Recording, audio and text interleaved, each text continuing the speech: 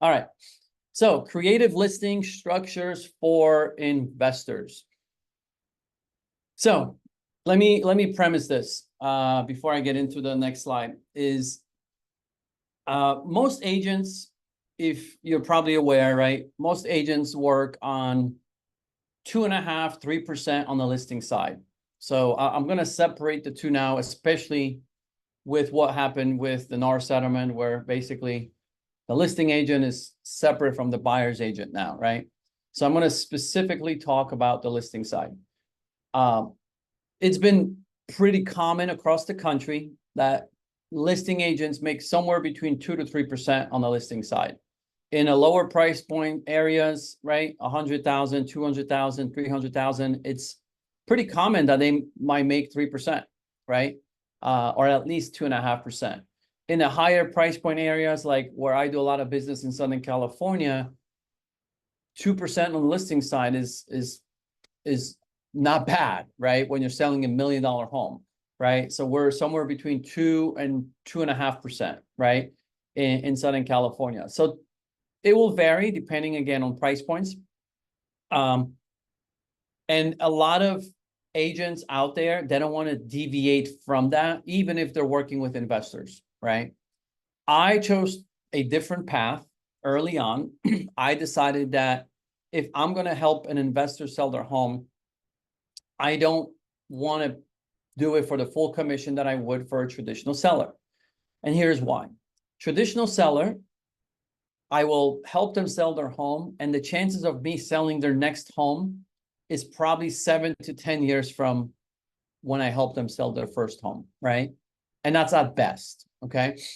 Versus a investor. If I build a relationship as an agent with a really good investor, like some of you here, and you get going, and we have good synergy together, I might be able to do 2, 3, 4 transactions a year with you, right?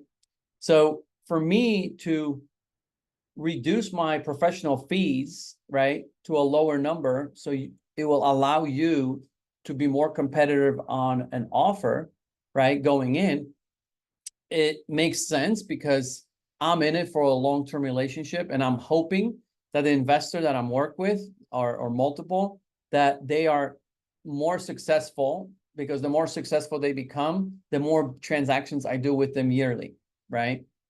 And this also stems back to when I was running the flipping company in San Diego, and we were, at any given time, we had 15 to 18 properties in a pipeline, right, at different stages, okay?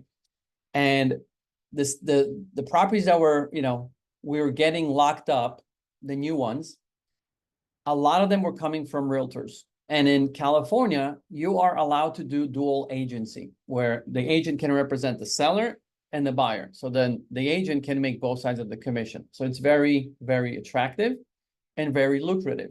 So we put a lot of energy on building relationships with agents, and we got a lot of deals from agents coming our way, okay? Not that they all just called us. We proactively reached out to realtors every single day when I was there. Well, some of the agents that represented the seller, represented us as the buyer, also asked, hey, Randy, can I relist this property on the back end when the property is fully renovated? And my answer would be yes. Can you tell me a little bit more about your commission structure, right? And I would ask them to sit down with me like they would sit down with any seller and break it all down. Say, treat me like a seller, right? A traditional seller. Tell me, what are you going to do, right, to sell my house?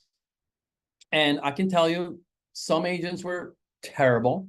Some were great, right? And some were somewhere in the middle. However, one thing, I realized that none of them, of course, would come out of the gate and say, Randy, because I'm making money on the listing side, when I'm representing the seller, because I'm making money on the buyer side, I'm willing to reduce my commission on the realist. They wouldn't say it unless I asked, okay? So then I started asking, like, look, we can absolutely have you list the property once we're finished with the rehab. I just want you to know that we also have an in-house real estate brokerage that we can do it ourselves, and it saves us a lot of money, so we can be a lot more competitive on our offer. So, Mr. Agent, if you could get this offer, that I'm giving you right now, accepted by the seller, then I have no problem paying you 2.5%, right? That you're asking. However, if you cannot, then we have to talk about reducing your commission, or we might need to take it in-house and list it ourselves, right? So I had these conversations before they submitted our final offer, and we are negotiating with their client, the seller, right? So it allowed me to have these, commission conversations with many, many agents over the years, right? What I found that many agents would be very willing to reduce their commission, especially when they're making money the way I just described, right? They're representing the seller, they're representing us, right? And they're getting to list it. That's 3 commissions, right? And I always said, it was like, look, this is a team sport, right? We need to all win, right? And I also would ask them, Mr. Agent, what do you think is the ARV of this property once we renovate it? And I would show them our work, like, it would be the most beautiful property on the block. What do you think you could sell it for? And what I found that was pretty common, a lot of them would overshoot the market, right? They would be overly optimistic, right? And I would have to, look at their comps, my comps, right? And be like, well, I feel like I'm somewhere here, and, for this example, let's just say, because I know what's on the next slide, I'm going to go to a very low number. This is not Southern California number, but let's say it's the agent thinks that the ARV, based on their analysis, is 330,000, right? Or even 320, let's just say. They think it's 320, and I say, you know what? I feel comfortable with 300. I think we're pushing the market with 320. So I'm going to make my purchase decision based on 300,000 as the ARV. I'm going to work backwards from that to come up with my offer amount. Okay. Now, if you think you could get 320, amazing, but we're going to get you an offer that's based on 300. If you could get it accepted, awesome. Let's rock and roll, right? And that gave me an ability to start talking about commissions right there, because I would say, look, as we're negotiating with the seller, if I had to then go up in price, and I would say, look, I have an idea. Let's work together as a team, right? Because I want the deal. It's a little tight, right? Like I said, we can do the listing in-house, right? Or here's what I propose. And I would propose this tiered commission structure, okay? And I've used this for many years, okay? And what this basically did is it would put the agents, kind of put, what's the saying, put your money where your mouth is, right? I wouldn't say that to them, but indirectly, that's what this bracket kind of says to them when I presented it in our meeting. And I said, look, Mr. Agent, you believe that ARV is 320 and above, that you can get that in today's market. I believe it's 300 based on the comps I'm looking at. I want to be a little bit more conservative because I don't know where the market's going. Like, look, at 300,000 with the offer that is on the table that the seller is going to accept, I can pay you 1% commission, but I can't pay you more than that. Otherwise, the numbers don't make sense.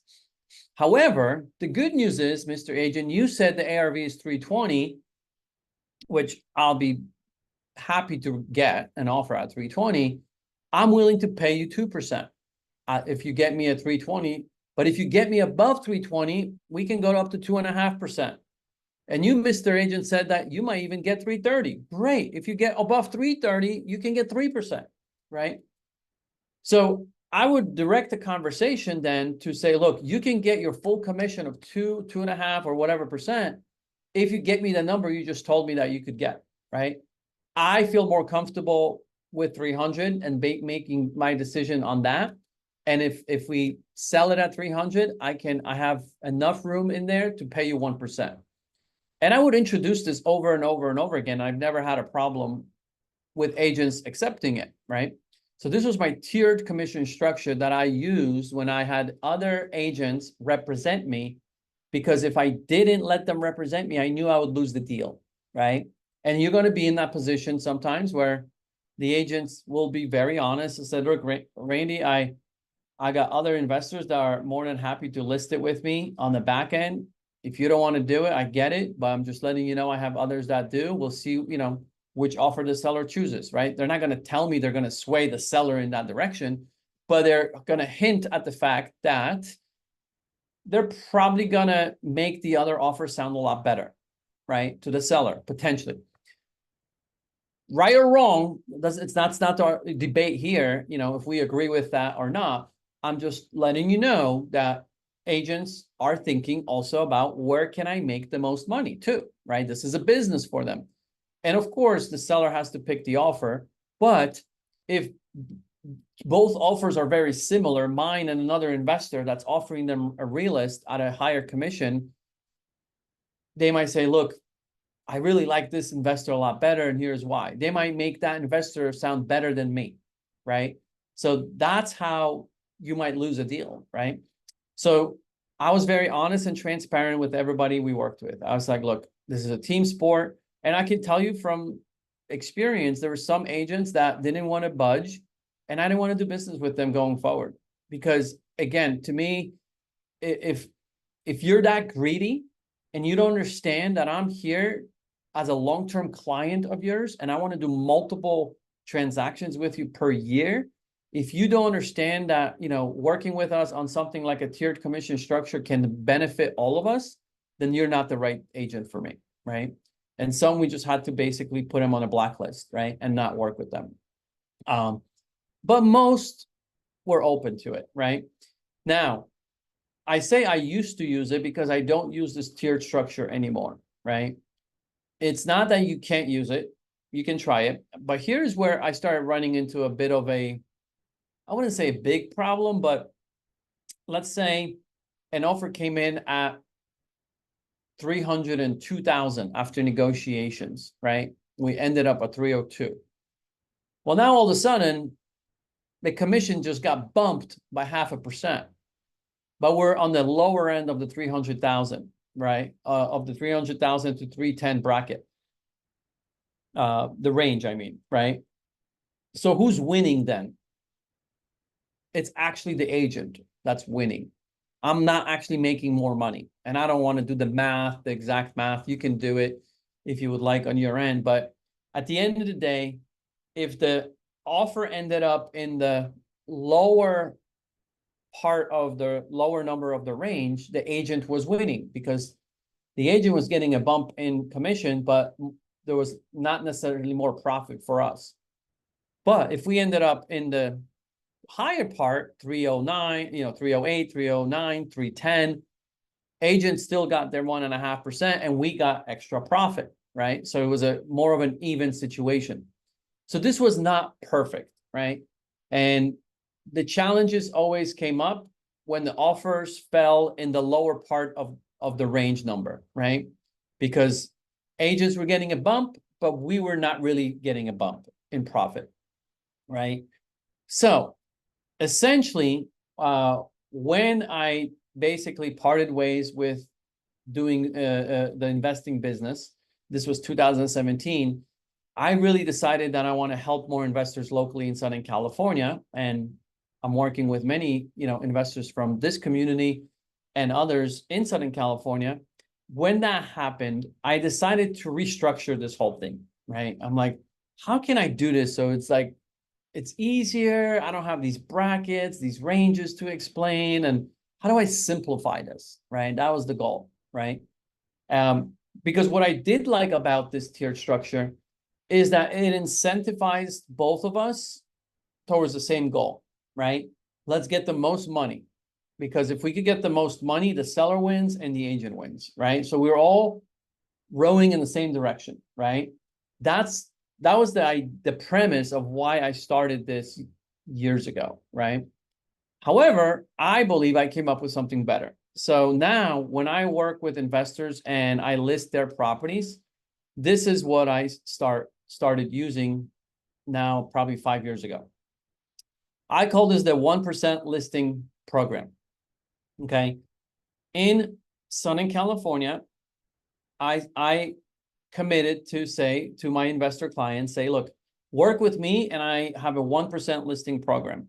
I don't go into all the details you see here on the screen until I actually meet with them about that particular property, right? Because it's too much to deliver on the first, email or phone call, right? All I need the investor to hear is the 1%, right? But when you sit down with me, here's the details of the program. It's 1% or 6,000 flat fee, whichever is larger, okay? However, I also incorporated plus a bonus incentive, okay? Because we're not, it's not like we're not going to get rich on 1% or the $6,000. It's fine, right? Again, I'm more for volume and I'm also more for relationships, because if I do more business with investors, they're probably going to refer me to their friends and family, right? Like that's what I'm in this game for that, right? I want to help more people, more investors, and then in retrospect, I'm going to get more business, right? However, I do want to create more of an incentive for everybody, right? Additionally, so we're all, again, are excited to negotiate for an extra 5,000, for an extra 10,000. So I'm like, how do we do that? So the 25% of any amount over ARV was going to go to my team, my agent, right? So if I'm sitting down with an investor and they, let's say, already acquired the property and they want me to list it, my question to them was like, hey, what was your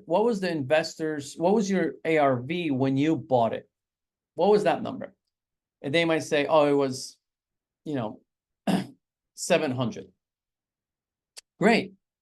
Okay.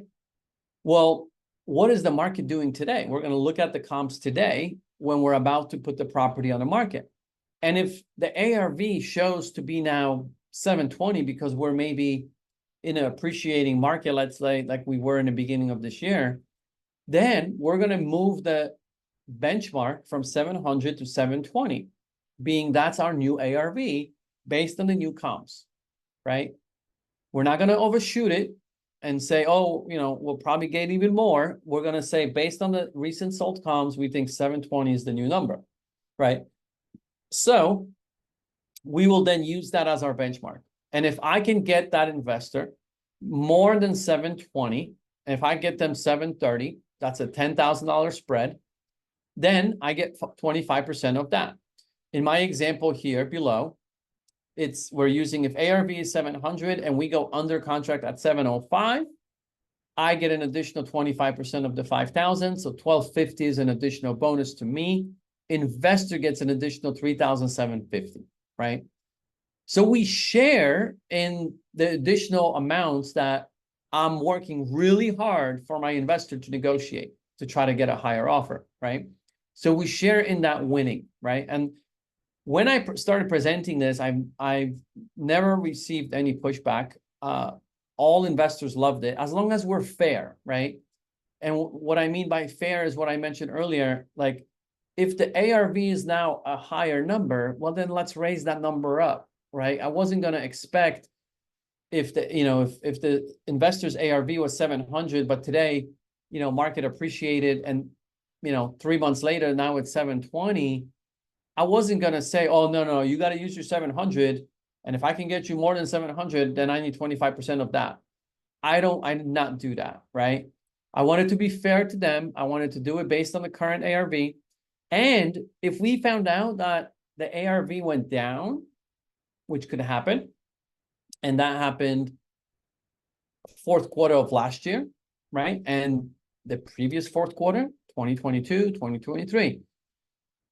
An investor, could have bought a property in June of 2023, hoping the ARV is 700. By the time they finish the rehab, if it was a larger scope of work, and we're going on a market in November, the market shifted in San Diego, right? By 5 to 10%. Well, now the ARV is lower, right? So then I just knew that there's no opportunity for me to make a bonus, right? We would keep it at that 700. We wouldn't lower it. We would just keep it at whatever their number was, because I already understand that they're in trouble. Like, I need to help them. And at the end of the day, with this particular transaction, I knew I was going to make either the 1% or 6,000, right? Because the ARV dropped, right? So the investor was in a bad position, right? So this works very well, of course, if the market stays somewhat even, or if the market is appreciating, right? The bonus structure. So another thing I want to bring up is when I do the 1% listing, right? One, I make sure I tell my investors, like, hey, this is only for you. So if you refer me a friend that wants to buy their first primary home or wants to sell their primary home, please don't mention this program, right? Because I can't do it for them at this price. This is only for investors, because I'm banking that we're going to do multiple deals per year, right? And then also, I want the investor to pay for marketing out of their own pocket. So the 1% or 6,000 is strictly for my time. So any out-of-pocket expenses are paid for by the investor. So when it comes to marketing, I'll show you on the next slide, I would have a menu of items that I would recommend for that particular property with an estimated cost. And I would say, look, here's what I recommend. It should probably land us somewhere between 750 to 1,000. And what do you think? So I would include the investor in the decision-making of how much money they want to spend on marketing, right? And that solved the problem for me, because if I just did a 1% listing and I had to pay for marketing, right? And the decision was in my boat, I didn't want to be caught in a position where, like, we probably should do drone, but you know what? I'm making some, such a little amount on it. Let's skip the drone, right? I never wanted to be in that position of trying to make that decision, right? Based on money. So instead, I removed it. And I said, Mr. Seller, I want you to pay for it. I am willing to reduce my commission to 1%, but I need you to pay for the marketing, right? Now, once we select the marketing, I will implement it with my team, again, my time, but I'm not paying for the hard cost, right? Now, we still pay for it and get reimbursed at closing, right? So I cover the marketing expenses because I have all the things ready to go on my end as the agent. And at closing, I submit a marketing invoice and just get reimbursed, right?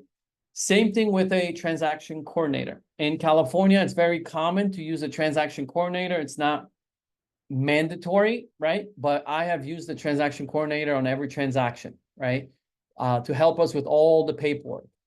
So that could cost 400 to 450. Some are now even 500. That is also paid by the investor, right? Again, any out-of-pocket expenses are going to be paid by the investor, okay? So some of you might be thinking, well, Randy, but if I'm in a market that is 300,000, like you showed on that first slide, right? Like, and if you're an agent listening and you want to start working with, maybe even more investors and list properties for them, right? Because a lot of you are experienced agents, and that could be a valid question that you might have, right? We're like, how do I structure that in that price point, right? Or maybe you're an investor and wants to present this to an agent so they can maybe implement this program on your listings that you're going to bring to them, which I would highly recommend that you talk about that, right? Don't be afraid to bringing a proposal on what you would like to, the commission structure look like if you're going to be doing multiple deals with that realtor, right? And not everybody's going to say yes. And I can tell you, if you go to the top producer in the area, they're probably not going to be excited about this program, right? But if you go and speak to agents that are doing, 10, 12, 15 transactions a year, they might be really excited to speak to you, right? And implement a version of this program.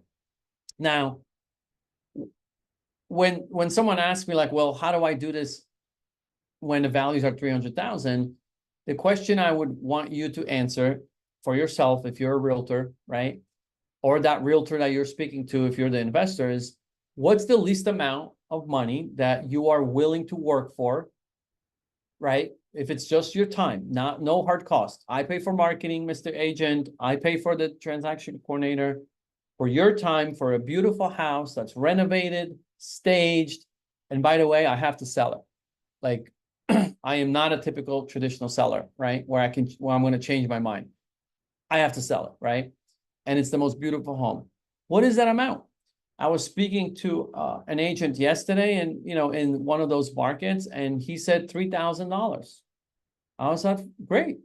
If $3,000 is your number, well then, in a $300,000 market for a single family home, that agent told me that they are, then you can say something very similar and say 1% or $3,000 flat fee, whichever is larger, right? But minimum, you're going to get $3,000. So the agent, in this case, always has to come up with what is the least amount flat fee I'm willing to work for, right? Again, no marketing expenses are coming out of that. That's all covered by the investor. Then it's easy to come up with your specific program for your area, okay? So that's what that looks like. And let me go into the savings part, right? Because if I was to sit down with an investor and present this is one of the things I would show them. Like, look, with me, if we start working together and we have an example of 700,000, 1% is 7,000 plus 750 for marketing that you're going to spend, plus 400 for transaction coordinator. That's a total of 8,150 on the listing side. And then marketing decided together with weekly reporting that I'm going to do for you with my team. Okay. Other company, they will probably charge you 2.5%, 17,500. Marketing efforts are usually a mystery. And when I say that is because I've been there. Many agents promise you the world. They're going to do this and that. And, I've sat in those appointments. And then when it came to the property getting listed, I never knew what they were doing. I would be like, hey, so remember, like you said, you were going to send postcards, you're going to do this, you're going to do that. Like, can you show me any of that? Right. And crickets, right? It was just a lot of talk, right? And maybe they were doing the things, but they didn't have a system to deliver it to me, their client, right? In this instance. So that's why I say it's a mystery, right? A lot of the marketing that agents talk about they're going to do, I don't even know if they're doing it, right? So it's kind of hard for me to say if they are or not, right? Because they don't have good reporting. And remember that part, because I'm going to show you what I do when I work with investors, right? So ultimately, in this example, this investor would save $9,350 if he or she decided to work with me in this 1% listing program, okay? And here's what the marketing looks like, right? I would bring this to that specific meeting, and I would say, hey, Mr. Investor, here's our marketing package, plan, whatever you want to call it, right? Our menu. And here's your estimated cost next to each one. Here's what I recommend, right? I would circle the ones that I would recommend for that particular property, right? Because again, a lot of decisions are made based on what is the market doing? Are we in a seller's market or are we in a buyer's market? If we're in a seller's market, then we're going to not have to do too much, right? Regardless of what realtors tell you.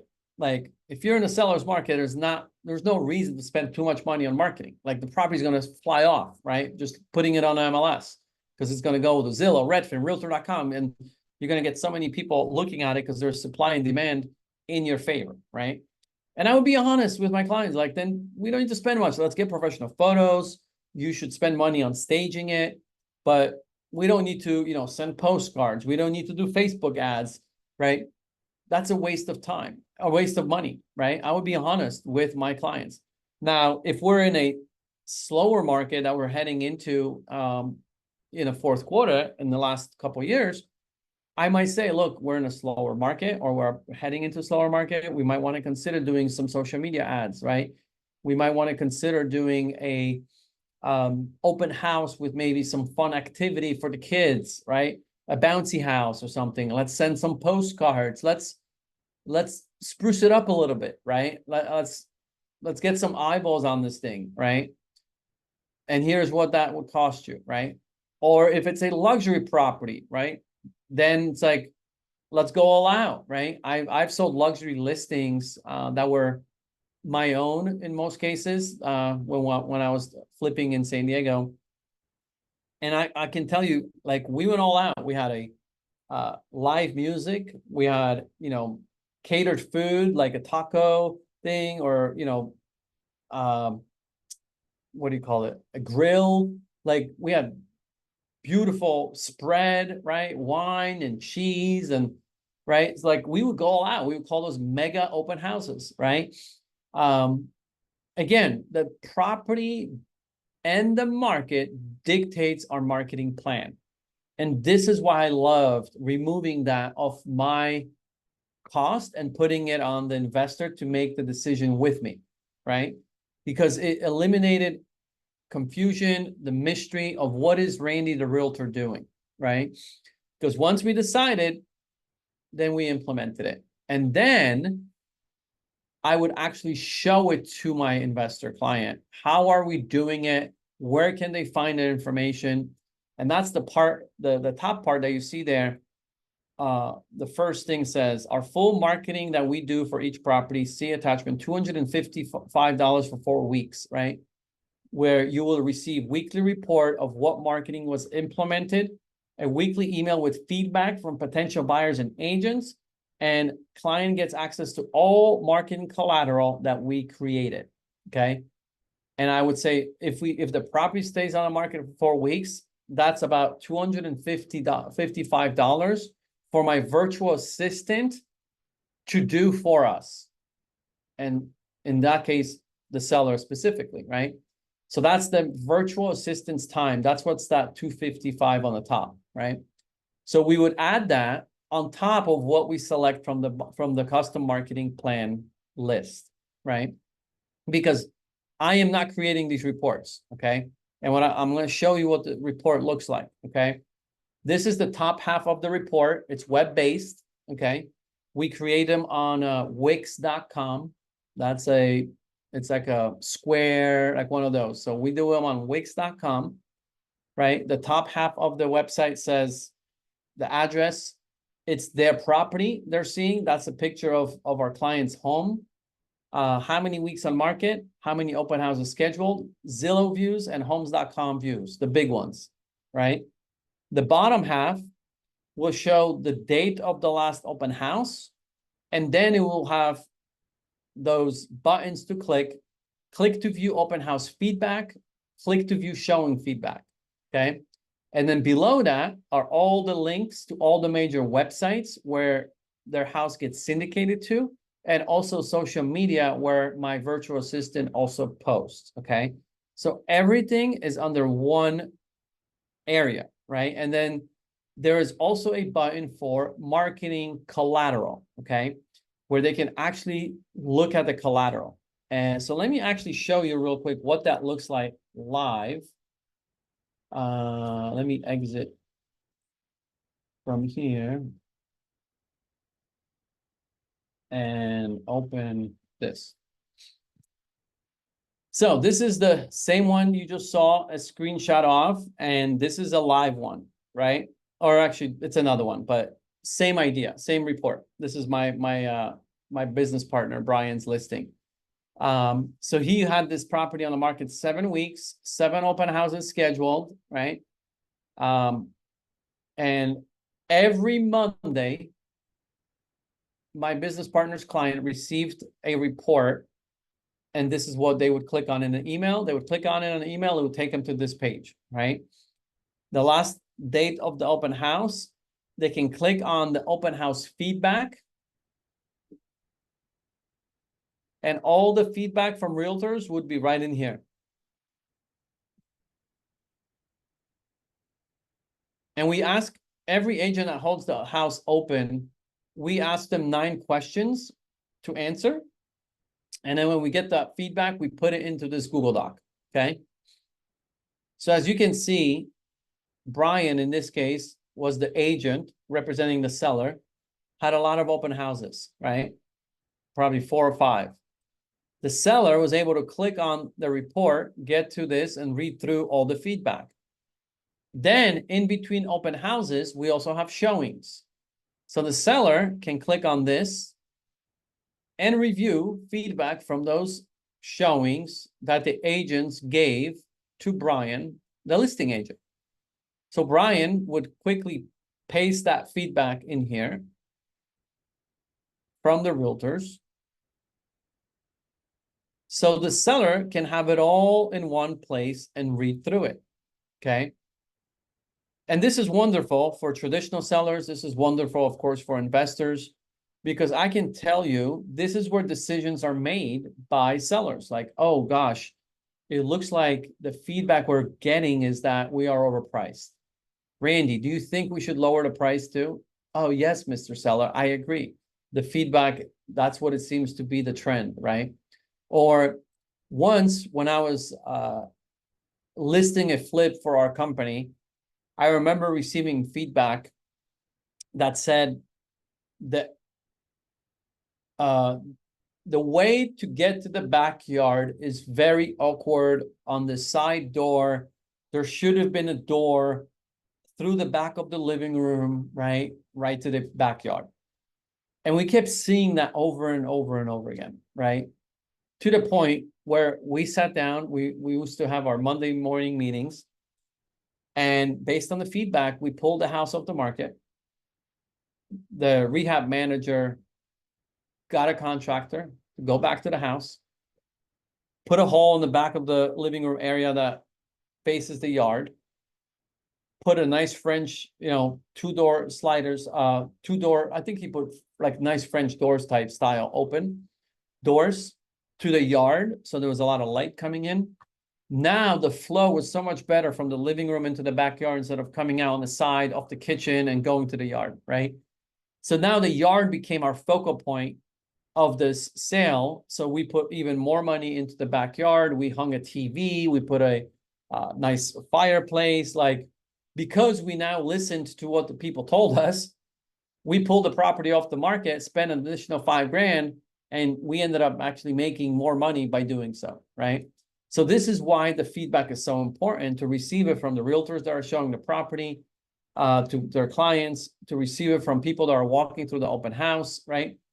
But I want to have it condensed nicely in one area so the seller can see it in one area instead of receiving random emails and text each time, right? That's what this does, right? So when you're working with your realtors, if you're an investor and you're about to list a property with a realtor, 1, consider talking about commissions and don't feel awkward about it. But 2, ask them, how are you going to report to me on what you're going to do marketing wise, right?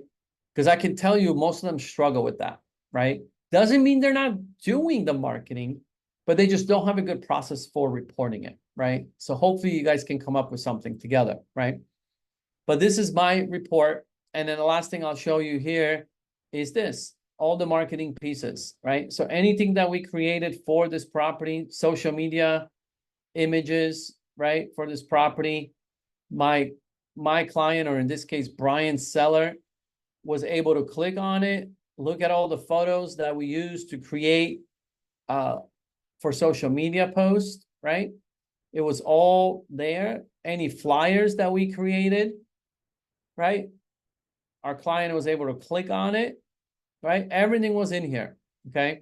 We did an email blast to agents in San Diego County, and we show stats, how many agents opened those emails, right? From that blast as well. So everything that we do, we put into the marketing collateral folder and link it here. And then lastly, a nice property website that we can create within our EXP Marketing Center, which is really cool, simple, yet beautiful, right? It's all within there. But again, it's elegant, makes us look good. So we link that in the report as well. So